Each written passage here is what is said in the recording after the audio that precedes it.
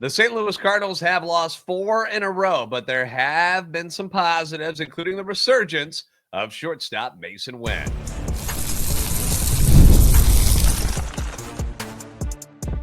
You are Locked On Cardinals, your daily St. Louis Cardinals podcast, part of the Locked On Podcast Network, your team every day.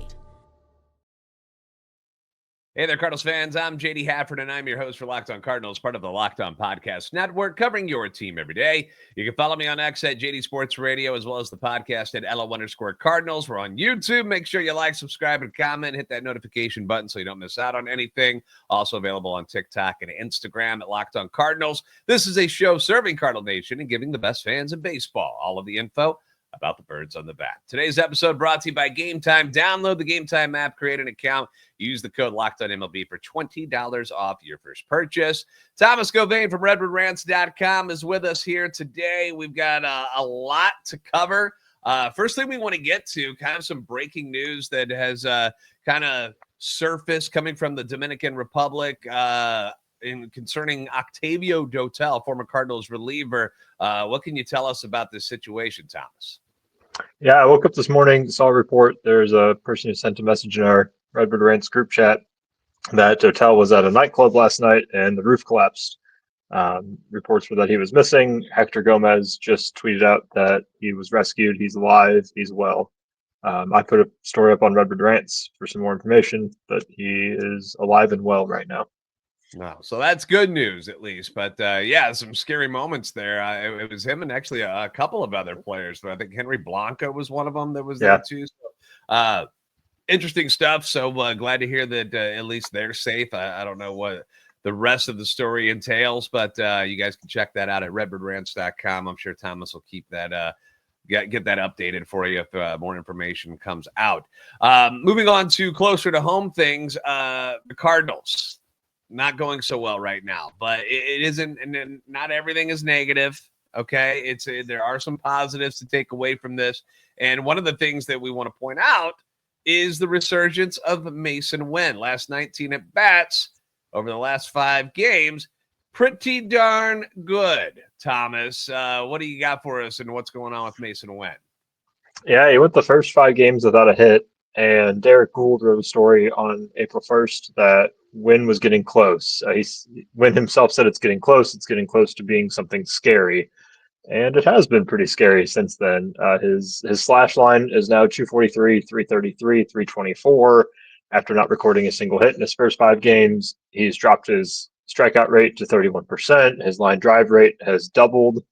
His ISO has gone up quite a bit, and his WRC plus went from minus 41 in the first 5 games. Which is bad. Yeah. That is bad. Yeah, 100's average. So when you get to the negatives, that's when you know you're struggling. It's now at 95, so he's essentially a league average hitter. He's really turned it around quite a bit. His power, he's coming into it. He hit his first home run last night. It's been nice to see after the concerns in spring and the first week or so of games. Yeah, and hitting 474 over his past 5 games, second only to Brendan Donovan, who has also been on a tear right now. He's hitting 500 over the last 5 games. But yeah, I know there's, and everybody does this, and I'm as guilty as that. Everybody is that you kind of there's a part of you that just starts to freak out a little bit when you see somebody struggle. We're doing it right now still with Wilson Contreras. Everybody's concerned, like, what's wrong with Wilson? Oh my gosh, he's terrible now. What happened to him? It's just part of this thing called baseball. There are these peaks and valleys, and some of these guys are going to go ice cold at times. It just happens. And then there's going to be moments where pitchers can't get these guys out. And it's just one of those things where it's really tough for this society, I think, right now, because we're so like instant that when it comes to baseball, and I hate using Mo's words of patience all the time, but you really do have to have a lot of patience in this game because things are just going to go roller coaster for everybody. Nobody just hits 350 every month and it just stays that way the whole time. That never happens. Even the best ones like Ichiro, he's gonna have moments where he couldn't buy a hit. It just is what it is, and I feel like sometimes as fans we gotta remember that. Yeah, I mean it's a game of failure. If a guy gets a hit, 1 out of every 3, he's a Hall of Famer. So when you see someone struggling in 10 games, it's a slump. It's something to keep an eye on, but it's a very long season. There's lots of time for these guys to rebound, and Masyn Winn showing that these last 5 games. Yeah, and the thing with Mason too was that like you mentioned, spring training, it was ugly there too, and then it was ugly to start the season, and you're just like, wow, this is really taking a while to get him out of it, but now here we are, and he looks like the guy that we had last year at the top of the order. We'll see if he moves him around at all at some point, maneuvering the lineup a little bit, but I mean, there's really not a need to when you look at the overall stats. This team is still number 1 overall in batting average at 297. They're first in OBP. They're second in slugging and second in OPS as a team, behind only the Yankees. Did lose Ivan Herrera for at least 4 weeks with the bone bruise, and that was a really freaky situation there. And I don't know if you picked up on it in the first game against Boston when he ran through at first base, and he had like a little hitch, a little giddy up. Yeah. When he went through, ran through first base, stayed in the game, but at first I was just like, uh-oh, did he tweak his hammy or something? Comes back for the games, on the Sunday, and he looked weird after he ran all the way to third, and then all of a sudden he's getting helped off the field, and I'm just like, how did it escalate so bad just like that? It was really freaky. My first thought was that it was something with his Achilles, and it was something horrible. We hear bone bruise, at least 4 weeks. What are your thoughts on the Ivan Herrera injury? Our catchers just cannot catch breaks early in the year with freaky injuries. You had Contreras last year with the fractured forearm. You've got Herrera this year with the bone bruise. It's definitely going to be a hit to the offense. I mean, he was behind Lars Nootbaar. He was probably our second best all-around offensive guy. He had an argument to be the best on the team at this point. There's going to be a drop-off when you get to Pages, but to be honest, Pedro Pages has not been a slacker offensively either to start the year, and he seems to have a good rapport with the pitching staff. His defense is marginally better than Herrera's. There's going to be a drop-off, but with Masyn Winn coming back up offensively, Brendan Donovan, as you mentioned, I don't think that will feel the offensive hit quite like we did last year when Contreras went down. I mean, nobody around Contreras was hitting last year. At least this year, you've got 4 other guys who are serviceable offensively. I mean, Nolan Arenado's is on a heater so far to start the year. It stinks. It'll be tough, but the good news is it's only a month, and it seems to be that everybody around him is still hitting well. Yeah, it's an unfortunate thing, to have this guy who, offensively, sky might be the limit with him. We saw glimpses of it last year, and he was my guy coming into the season. I was just like, if there's a guy on this roster that's going to make some noise nationally that people like around the country didn't know, they weren't aware of who Ivan Herrera was, I was like, Herrera's the guy. I was like, just look at him. He just looks dangerous at the plate. And early on in the season, 4 dingers, 11 RBI, like he was hammering the ball. And, it's going to be a bummer. It's going to be a bummer, that's for sure. But again, there are some positives with the fact that now you're going to see Pedro Pages, maybe not the offensive numbers, but certainly a guy that the pitching staff has grown to love, and they're going to need some help because this pitching staff has been poop, Thomas. It's been awful so far. We're going to take you back to last night's game. Start by Matthew Liberatore, and then we'll get into making fun of our pitching staff here in just a few moments as we continue with Thomas Govain from RedbirdRants.com on Locked On Cardinals. When it comes to fueling your body, quality matters, and that's why Just Ingredients is changing the game with clean, high-quality products designed to support better health and peak performance. Just Ingredients offers an NSF-certified line of protein powder. They'll get you the electrolytes. They got the pre-workout, which I am a monster fan of. It was something that I never really dabbled with before. I would just kind of like drink some water and then head to the gym, and holy moly, you get this pre-workout going in your veins, and then all of a sudden, like, my workouts are going longer, they're steadier, I'm doing more lifting. Like, it's been a game changer, really. I've enjoyed it a lot. They've also got creatine, and all of this stuff has been rigorously tested to ensure that they're free from substances banned by major athletic organizations. Just Ingredients has also partnered with, you might have heard of this guy, 2-time MVP Bryce Harper. Yeah, he trusts their NSF-certified sports line to fuel his training and recovery, so why wouldn't you? One thing you'll appreciate is the fact that they got the clean and transparent ingredients, all right? Just Ingredients prioritizes wholesome, nourishing ingredients without the artificial junk. So whether you're recovering after a workout or you just need an energy boost to get you through the rest of your workday, their grass-fed whey protein and pre-workout delivers real results. Trust me, I know. Just visit them. Check them out for yourself. Justingredients.us and use code LOCKEDONMLB. That'll get you 20% off. And for more wellness tips, follow at just.ingredients on Instagram.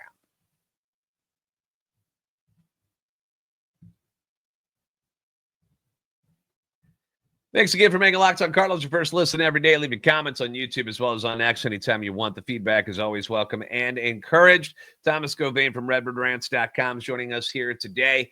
We're going to get a lot of comments on this stuff because as much as me and you want to stay positive about things, let's be honest, things aren't great right now. The Cardinals have lost 4 in a row, and all of this really has to do with the pitching. Pitching. You know, good pitching beats good hitting. That's the old saying, right? Well, we are learning on a daily basis, Thomas, that good hitting also beats the snot out of mediocre to bad pitching as the Cardinals pitching staff continues to be beaten to a pulp day in and day out since the series against the Minnesota Twins back at Busch Stadium. Last night, the Cardinals fall in Pittsburgh by a score of 8-4 behind Matthew Liberatore making his second start of the season. There's some good and there's some bad with what we saw from Libby last night. Good news, 6 1/3 innings, considering what happened in Boston and how not into games the starting pitching went. They were gone. Nobody made it through to the fifth. 6 1/3 innings was something the team needed. Okay, that's a good, not bad there. 5 runs on 8 hits, including a home run, is not good, not even remotely. 7 strikeouts. You like that. You notice that Libby did settle in after giving up those first 4 runs against him. So looking through our Cardinals lenses, you're like, oh, well, look how good he was here for a couple of innings. But he still gave up 5 runs on 8 hits in 6 1/3 innings. So just because he had a couple of good innings in between there doesn't mean, it was a really good outing, and as good as the Cardinals offense has been, that's not going to give your team a real good chance to win. What were your thoughts on Matthew Liberatore's start, and what are you seeing from him, good and bad? The strikeouts are reassuring. You needed some innings out of a starter in the game, and especially after the Boston doubleheader, and he gave you that 6 1/3. Man, he just cannot get right-handed batters out. It's been a thing for his whole career, which is why I think he really would have thrived in a bullpen role. Marmol could have used him primarily against lefties. It would have been his sweet spot there. He just cannot figure out a way to get right-handed batters out, and that really showed last night against the Pirates. His curveball looked pretty good. His velocity was a little bit low, it was sitting around 94, 93, but he just couldn't get the spots right. A lot of balls thrown out of the zone down at the bottom. And you could tell what the game plan was for Pittsburgh. They were swinging early because that's one of the reasons why he was able to last 6 1/3 innings is because the Pirates weren't waiting around. Like they were swinging first pitch, second pitch. As soon as he tried to get aggressive and get something over, they were hacking. You mentioned the splits between left-handed and right-handed. Right-handed hitters are batting .342 against Matthew Liberatore this year. They are 14 of 41. Got the home run that was last night. 3 doubles, 7 runs scored. Left-handers are hitting 0 against Matthew Liberatore. All right? So there's something going on here, right? And it's something that we talked about, you and I, when the season started. We're like, I mean, that's why he was really good in the bullpen, because you could pick the spot there. You could use him. So if he was going to face 2 lefties and a righty, odds were he was going to get 2 out of 3 of those guys out. Now, the other teams are like, okay, you got left-handed Matthew Liberatore coming to the mound. Okay, every right-handed dude on our bench, let's go. Get into that lineup. And the guys that he got out last night were the left-handers. It wasn't the righties. Like they continued to beat him. And when we brought this up in the offseason, we're like, well, if you're going to do this, like, did he figure something out? And, he seemed pretty confident that he had figured some stuff out on how to get the righties out. Clearly, he wasn't being truthful there because it ain't working. Whatever they're trying is not working, whether it's not getting the cutter inside onto the right-hander's hands or whatever it is. But they were smoking that first pitch fastball last night, and it was rough. And it's going to continue to be rough until he figures out a way to get these guys out, just like he said. So there are positives, but like I can't sit here and go, well, it's not as bad as it looks. No, it is what it is, right? 8 hits, 5 runs. Like, it is what it is. He got beat again. So something they're going to have to figure out if they're going to continue to put him into the rotation. I don't know how long the runway is for Matthew Liberatore. They made it sound like it's infinite, like he's a starter. It'd be nice because part of the problems that's going on in the bullpen too is lack of strikeouts. And that's something Libby can do. And you took that weapon away and stuck it into the rotation instead. One of the reasons why me and you were very skeptical about moving him to the rotation in the first place. All right, let's talk about some good stuff. How about your boy, Joel Pozo? All right. Now, you and I looked it up, and we could not find a nickname for this guy. All right. A very thick, very meaty catcher, Joel Pozo.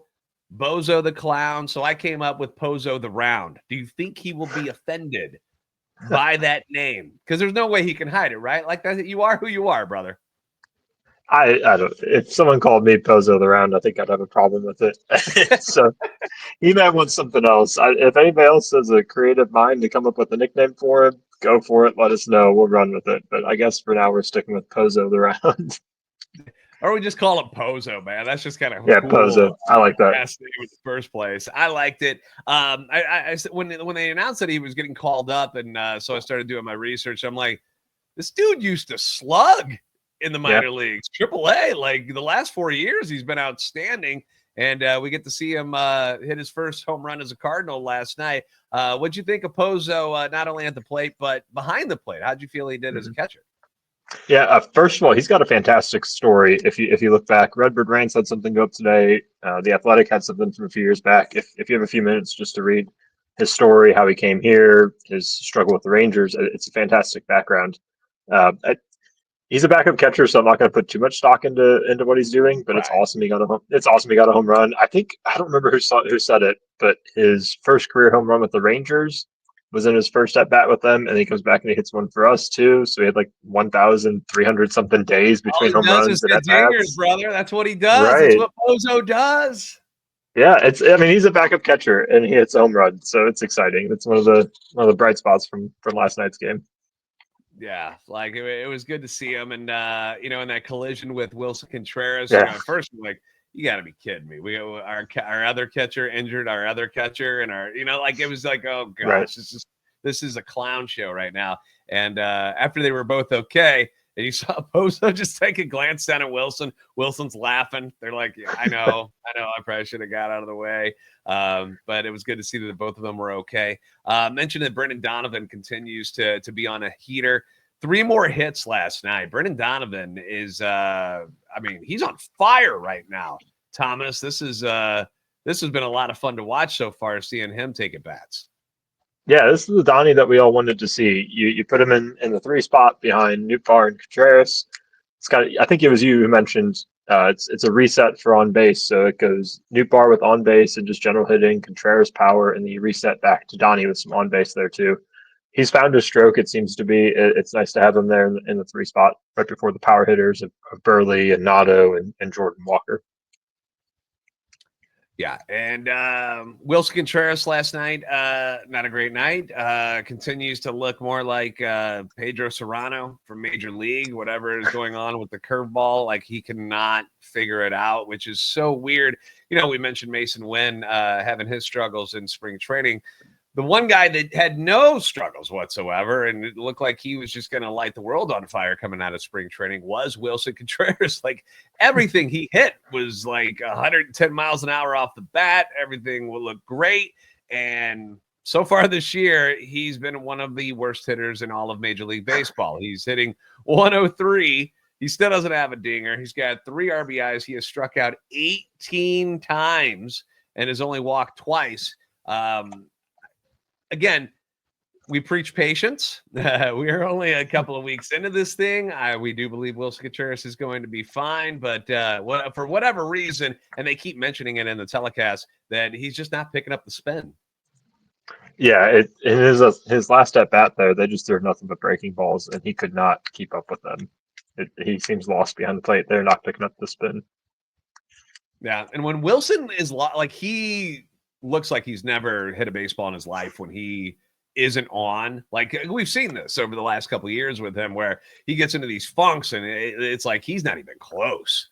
Like, he's not even a competitive at bat. I think fans are getting frustrated with the fact that he keeps getting put in the number 2 hole while he looks this bad, and I completely understand that, because if I see somebody who's struggling this bad, but I want him to get him out, I just slide him down the order a little bit. Like, I don't think Wilson's going to take offense to being moved down in the order when he looks this bad right now. Like, scooch somebody else up, maybe swap Masyn Winn out with him and move Contreras down. Walker. Yeah, or Walker. Yeah, just to give it a different look, and just kind of like, all right, Willson, just calm down. You're not going to bench him, which is what some people are already saying, like, get him out of here. Same people who were trying to send Masyn Winn down to AAA after a week of baseball. Yeah, right. Are those guys. But I just don't understand why not massaging the lineup a little more to, keep your hotter hitters a chance of getting more at-bats during the game than somebody who's as ice cold as Willson Contreras. We're going to talk more about these pitching issues. We got to get into what's going on with the rotation. Yeah, we're going to talk about Miles Mikolas, because Thomas Govain is a huge fan. And we're also going to get into a little Paul Skenes talk as well. It is Paul Skenes night at PNC Ballpark. Maybe more than 500 people will show up for the game tonight compared to what we saw last night. So we'll get into all of that coming up on Locked On Cardinals. Nothing better than catching an MLB game live. You get the crack of the bat. You get the roar of the crowd, the smell of ballpark food. Usually you got some sunshine, although it's been a tough go in the Midwest in the last couple of weeks. But if you're going to go last minute to a game, then you need to get the Gametime app, because they make getting tickets easier than ever. They are the official ticketing partner of Locked On, with last-minute deals, all-in pricing, and the lowest price guarantee. Gametime will take the stress out of buying MLB tickets for you, and you can count on them to get you tickets to whichever game interests you. You want to see Paul Skenes tonight at PNC? As I mentioned, you saw plenty of seats available last night on a tough weather night in Pittsburgh. Well, Paul Skenes usually brings out quite the crowd. You want to see him take on the Cardinals? You can do that. Looking this up, Section 6, Row M. So just a few rows back from the field on the first base side. Tickets are $32 on the Gametime app. $32. And ticket prices, they're going to drop as you get closer to the first pitch, which means even better deals are probably going to pop up. Phillies coming to St. Louis this weekend. Front row bleacher seats right now in left center, $31 on the Gametime app. So take the guesswork out of buying tickets with Gametime. Download the Gametime app, create an account, and use the code LOCKEDONMLB for $20 off your first purchase. Terms apply. Again, create an account, redeem code LOCKEDONMLB. That's LOCKEDONMLB for $20 off.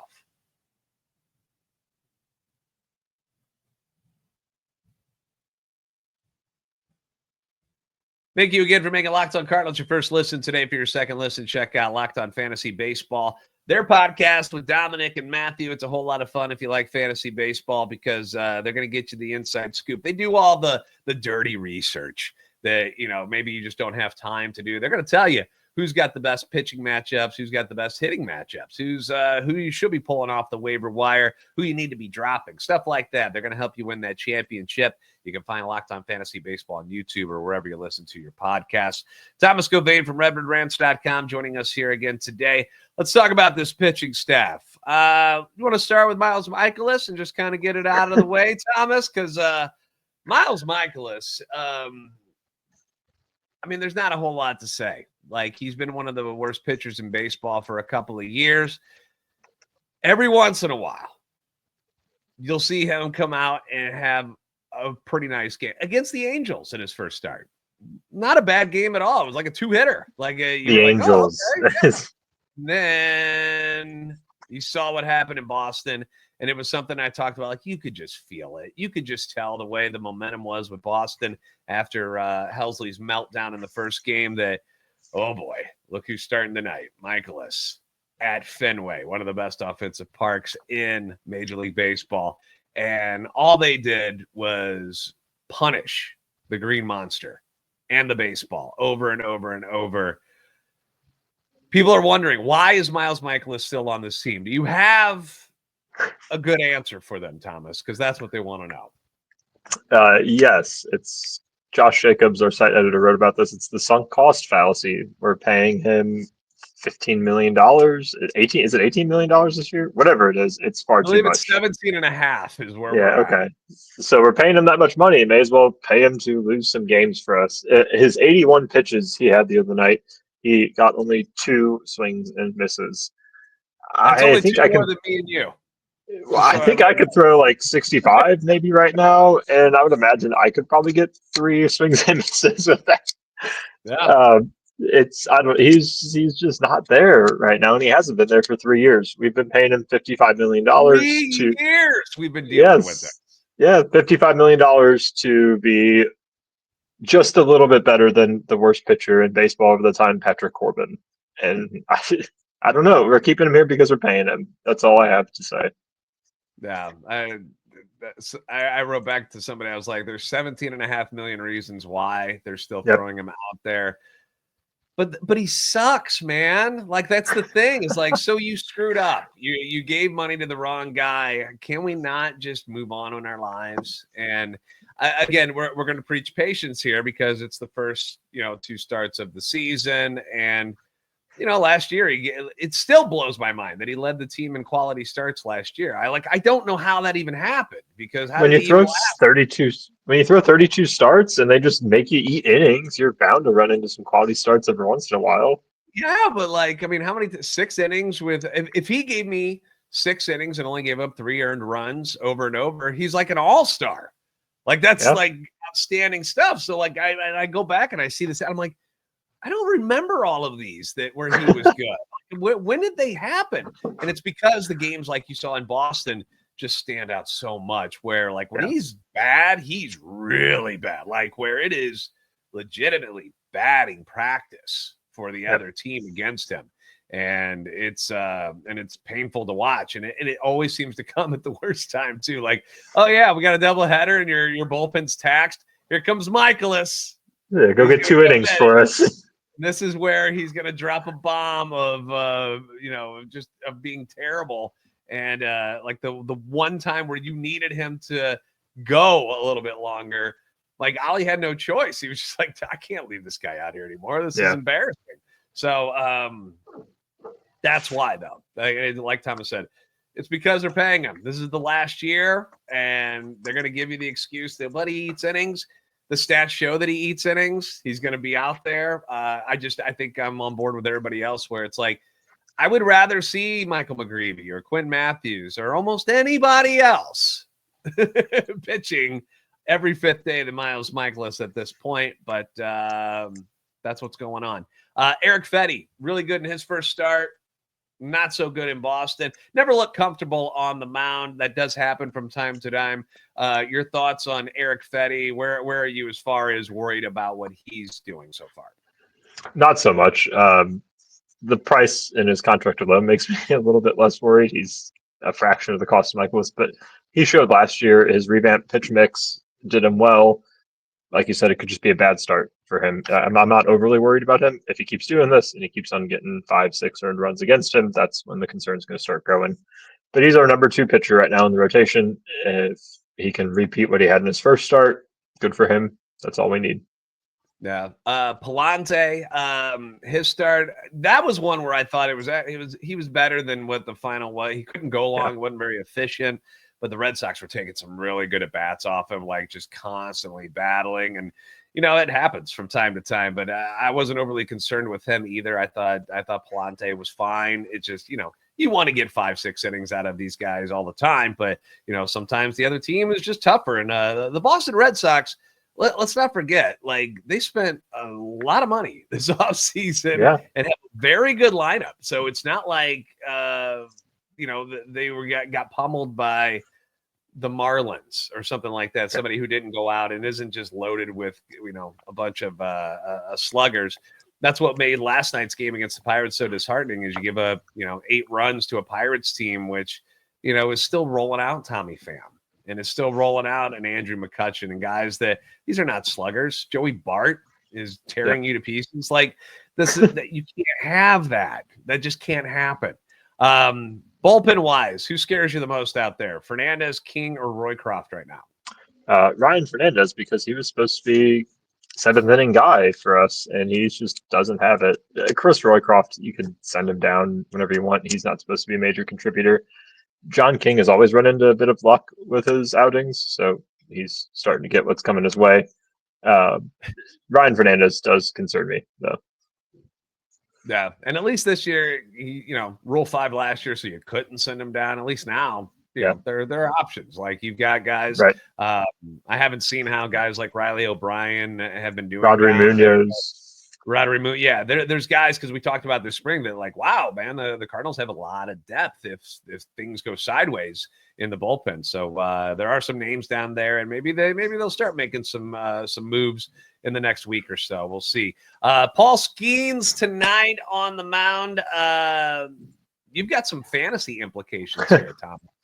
Paul Skenes, if memory serves, Cardinals beat him twice last year. Am I right? Okay, so he threw 3 games against the Cardinals. We beat him twice, but his ERA is still 1.31, and he had 23 strikeouts against. 2 wins against Paul Skenes. I don't think any other team in the league can say that, can they? No, I don't think so. I do have him on my fantasy team tonight. I am torn between sitting him just because the Cardinals, A, need a hot game, and B, they do have 2 wins against him. But then also he's Paul Skenes, so you don't sit him if he's playing. Like, you don't bench Paul Skenes. What are you, crazy? Yeah. It's going to be a tough one tonight. Sonny Gray, Paul Skenes. Sonny Gray was having a pretty decent outing against the Angels until the grand slam. Which again, like, I keep saying that. I hear myself saying these things, and I'm like, hey, well, he's pretty good until this keeps happening with all of these guys. Until a grand slam too, like, give up a solo shot. Grand slam. So like, he wasn't good at the end of the day. It wasn't good enough. So hopefully the boys get some rest. They certainly looked exhausted in the early goings of that game. Like, there was no energy whatsoever.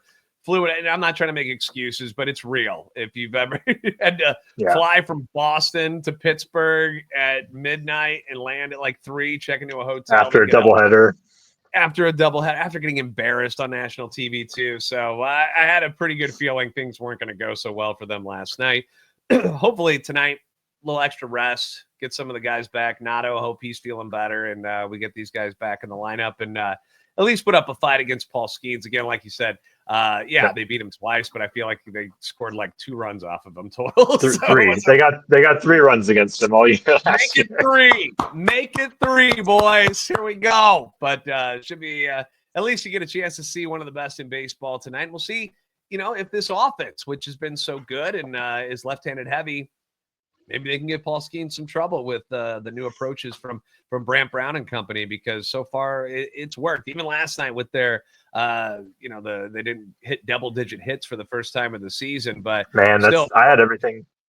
I was hoping for that too. I had a whole article written about it, and then Contreras strikes out. I just trash it. Yeah, it was close. And some of those hits, like Frazier playing second base for the Pirates, like, took a couple of hits away. So, I mean, they were right there. So, I don't know. We'll see what happens tonight. That's why they play the game. So, Thomas, anything you're working on that the boys and girls should be aware of? I've got something about Masyn Winn and his resurgence these last 5 games. I just had one go out about Octavio Dotel. Those are pretty much it that I have for right now, though. All right. Well, go check them out at redbirdrants.com. Thomas always updating the blog and getting you the latest scoop on what's going on with the Birds. Appreciate you as always, Thomas. And I hope your fantasy baseball team sucks tonight because of Paul Skenes, because of the Cardinals taking it. The rest of your team can do fine. I have Nolan Arenado, too. Let's just get Arenado to run home run there off we go. of Skenes. That's what I'm saying. And then like, Skenes has 6 clean innings. I'm just rooting against Skenes, really. Yeah. You know, the rest of your team can be awesome. It's fine. We're not in the same league. It's okay. All right, buddy. I appreciate your time, and thank you guys for making Locked On Cardinals your first listen every day. If you haven't already, give us a follow. Thomas Govain, available on X. I as well, available on X. Excuse me, at @LO_Cardinals and at JD Sports Radio. We're on TikTok. We're on Instagram at Locked On Cardinals. Like, subscribe on YouTube. You guys are the best fans in baseball for a reason. We'll see you next time on Locked On Cardinals.